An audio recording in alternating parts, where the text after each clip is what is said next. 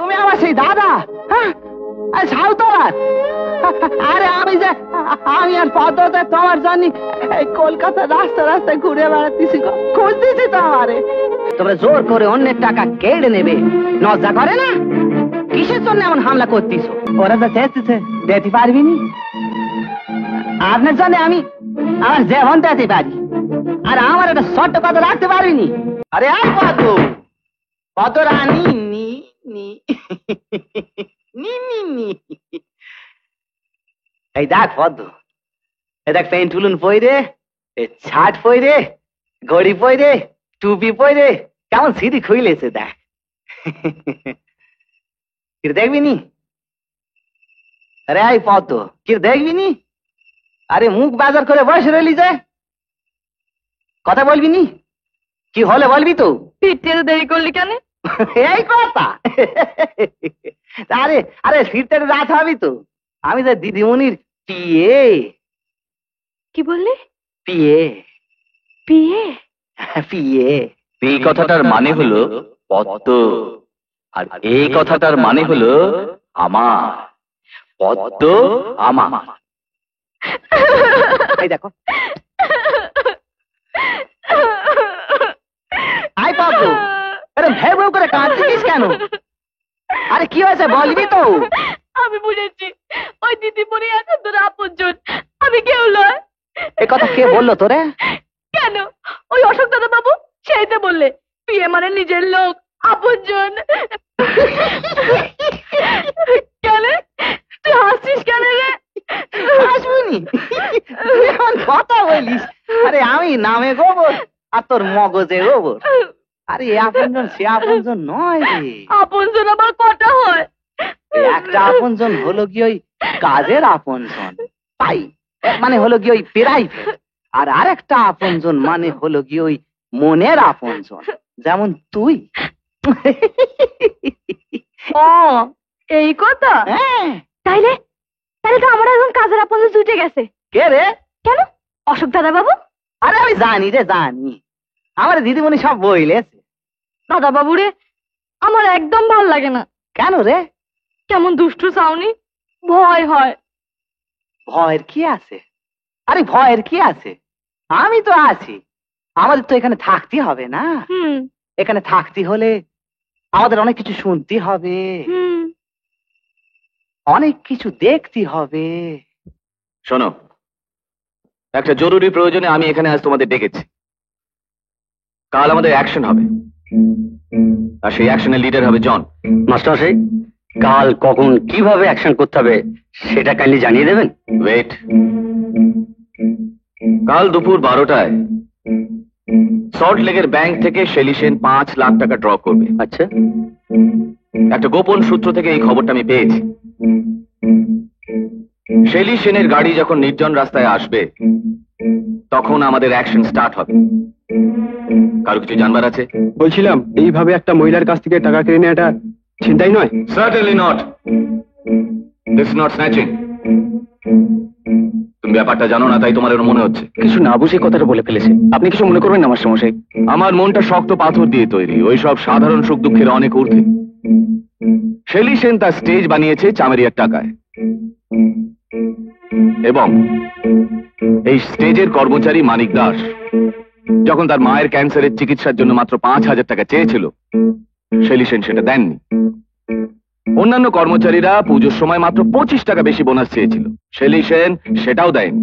শুধু তাই নয়, অন্যায়ভাবে তাদের ধর্মঘট পুলিশ আর গুন্ডা দিয়ে ভেঙে চুরমার করে দিয়েছে। অথচ সেই শেলি সেন তার নিজের ফুর্তির জন্য 5 লাখ টাকা দিয়ে একটা বাগান বাড়ি কিনছে। You support this? কাল অ্যাকশনের পর ওই 5 লাখ টাকা তোমরা মানিক দাস আর অন্যান্য কর্মচারীদের মধ্যে বিলিয়ে দেবে। হ্যাঁ, আপনি ঠিকই বলেছেন মাস্টারমশাই। নাও জন, চক আউট ইউর প্ল্যান। তোমাদের কারো কিছু বলার আছে? আমি তো এই কাজের মধ্যে কোনো অন্যায় দেখছি না। হ্যাঁ, টাকাটা নিয়ে আমরা যদি আমোদ ফুর্তি করতাম তাহলে সেটা নিশ্চয়ই অন্যায় হতো। যাই হোক, আমি ঠিক দুপুর 12টার সময় ব্যাংকের উল্টো দিকে একটা অ্যাম্বাসাডার গাড়ি নিয়ে হাজির হব, আর তোমরা কিন্তু সবাই সেখানে পৌঁছে যাবে। আপাতত এইটাই আমার নির্দেশ। পরবর্তী অ্যাকশনের কথা আমি স্পটে জানিয়ে দেবো। কিন্তু একটা কথা আমাদের মনে রাখতে হবে, শেলি সেনের ইজ্জত যেন নষ্ট না হয়। আর মোস্ট ইম্পর্টেন্ট ফ্যাক্ট হলো, আমাদের মধ্যে কেউ যেন পুলিশে কোনো খবর দেওয়ার চেষ্টা না করে। তাহলে কিন্তু তার পরিণাম হবে একটাই,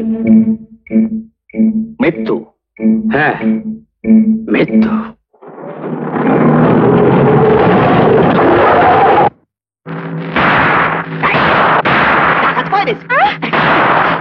ড্রাইভার সাহেব একদম গাড়ির মধ্যে বসে থাকবে। ম্যাম সাহেব আপনি নামবেননি।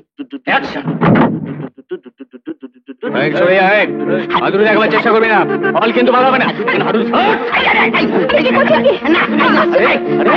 মেরে ফেলে দেবো কিন্তু। ড্রাইভার সাহেব নামবেননি। আমি গেলাম ছেলে।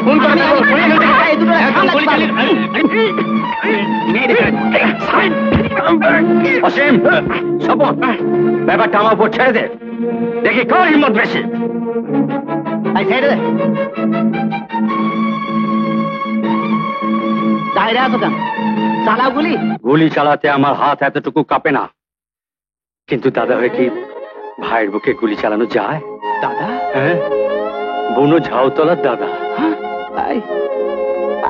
তুমি আমার সেই দাদা? হ্যাঁ, সাউতলার? আরে আমি আর পদ্মতে তোমার জন্য এই কলকাতা রাস্তা রাস্তায় ঘুরে বেড়াতেছি, খুঁজতেছি তো আমারে।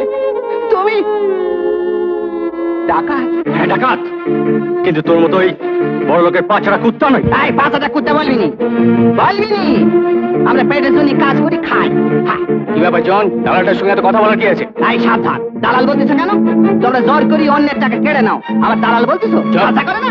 খবরদার, মুখ সামলে কথা বলবে। বেশি কপ চলে জিপ ছিঁড়ে ফেলবো। অসীম, স্বপন, সরে দাঁড়া, ব্যাপারটা আমার উপর ছেড়ে দে। ছেড়ে দে বলতেছি।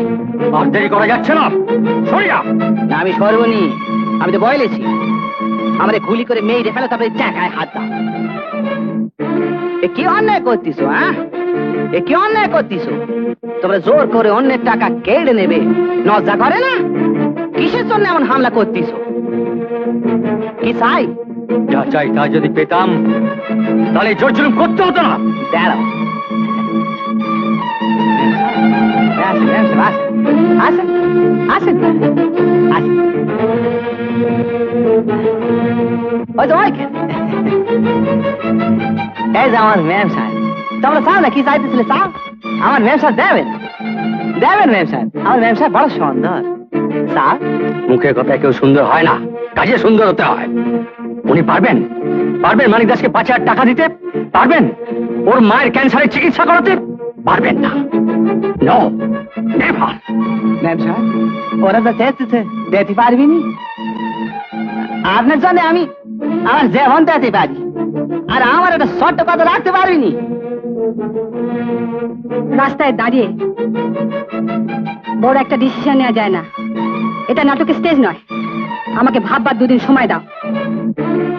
2 দিন সময় চেয়েছে গো ম্যাম সাহেব, 2 দিন সময় চেয়েছে। দাও দাও, হ্যাঁ, কিছু কিছু কিছু ভেবনি গো, ভেবনি। ম্যাম সাহেব দেবে তোমার, আর যদি না দেয় তাহলে আমি কথা দিতেছি, আমি ম্যাম সাহেবের কাছে ছেড়ে দেবো। না না, এসব সেন্টিমেন্টাল টকের কোনো দাম নেই।